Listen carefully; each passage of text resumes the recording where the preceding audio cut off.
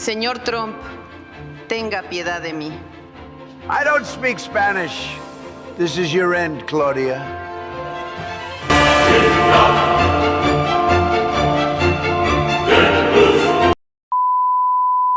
Amigas y amigos, la situación actual entre México y Estados Unidos debe analizarse con cuidado, porque revela algo que ha sido una constante en nuestra historia: la vulnerabilidad de México frente a potencias extranjeras, cuando el poder político se concentra en una sola figura. Desde hace mucho tiempo se ha señalado que México es relativamente fácil de presionar cuando el sistema político depende en gran medida de la voluntad del presidente.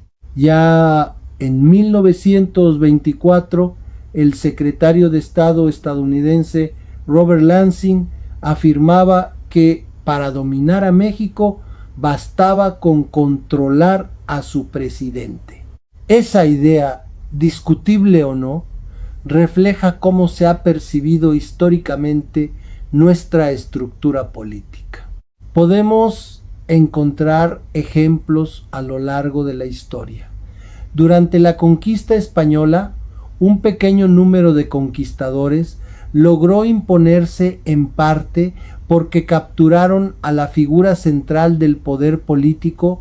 Más tarde, en el siglo XIX, Antonio López de Santa Anna fue capturado por los tejanos y obligado a firmar acuerdos que facilitaron la independencia de Texas. Posteriormente, tras la guerra con Estados Unidos, México perdió cerca de la mitad de su territorio mediante los tratados de Guadalupe Hidalgo. Más allá de los contextos históricos específicos, el punto central es el mismo: cuando el poder está excesivamente concentrado en una sola persona, el país se vuelve más vulnerable frente a presiones externas. Hoy vemos un escenario que algunos interpretan como un regreso a ese modelo de poder altamente centralizado. El Ejecutivo tiene una influencia considerable sobre el Congreso, controla la mayoría de las gubernaturas y cuenta con altos niveles de popularidad. Incluso, en algunos casos, se observa que legisladores anuncian su apoyo a iniciativas antes de conocer su contenido. Esta dinámica alimenta la percepción de que las decisiones políticas dependen principalmente de una sola figura. En este contexto aparece la figura de Donald Trump y su política hacia América Latina. Trump ha demostrado en distintas ocasiones una disposición a actuar de manera unilateral en el escenario internacional. Ha ordenado operaciones militares, ha presionado a gobiernos extranjeros y ha utilizado argumentos de seguridad nacional para justificar acciones muy agresivas. Recientemente, en reuniones internacionales promovidas por Estados Unidos, se ha planteado la posibilidad de una cooperación militar más intensa para combatir al narcotráfico, incluso mediante el uso de fuerza letal contra grupos criminales catalogados como terroristas. Esto implicaría tratar a estos grupos como enemigos de guerra, con un enfoque que podría ignorar procedimientos judiciales tradicionales. México ha sido señalado en algunos de estos foros como uno de los principales focos del problema del narcotráfico. Y aunque el gobierno mexicano ha realizado esfuerzos en temas como migración, seguridad y combate al tráfico de drogas, incluyendo la reducción del flujo de fentanilo hacia Estados Unidos, para Trump estas acciones han sido insuficientes. El discurso de Trump ha sido particularmente duro. No solo ha criticado las políticas de México, sino que también ha ridiculizado públicamente a la presidenta mexicana, insinuando que el país está dominado por el narcotráfico y que Estados Unidos debería intervenir si México no resuelve el problema. Detrás de esta narrativa, algunos analistas ven una lógica geopolítica más amplia. Se trataría de una versión renovada de la doctrina Monroe, es decir, la idea de que Estados Unidos debe mantener una posición dominante en el continente americano.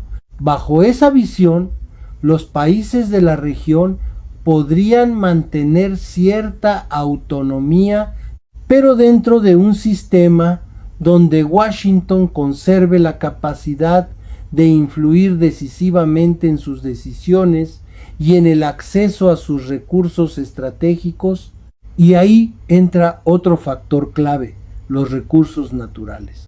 América Latina posee enormes reservas de petróleo, minerales, agua y más recientemente materiales estratégicos como el litio. México no es la excepción. Estos recursos incrementan su importancia geopolítica y al mismo tiempo lo colocan en el centro de intereses internacionales.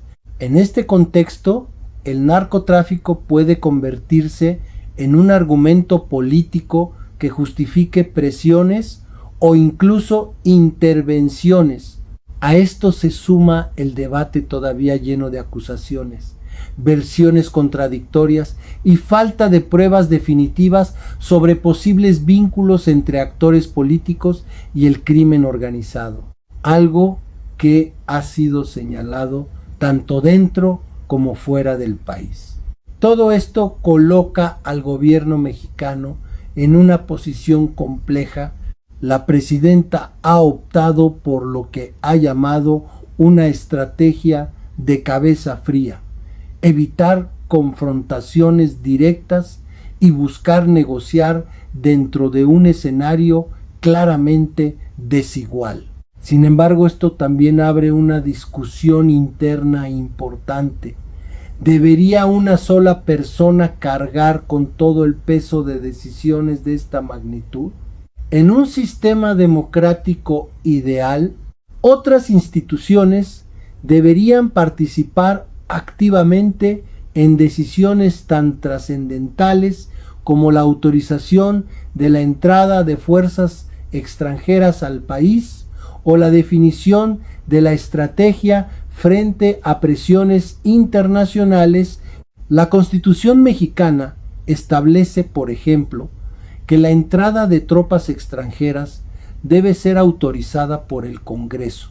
Pero cuando las instituciones políticas están altamente alineadas con el Ejecutivo, esa división de poderes se vuelve menos efectiva. Por eso, México enfrenta un momento delicado. No basta con actuar con serenidad. También se requiere inteligencia estratégica.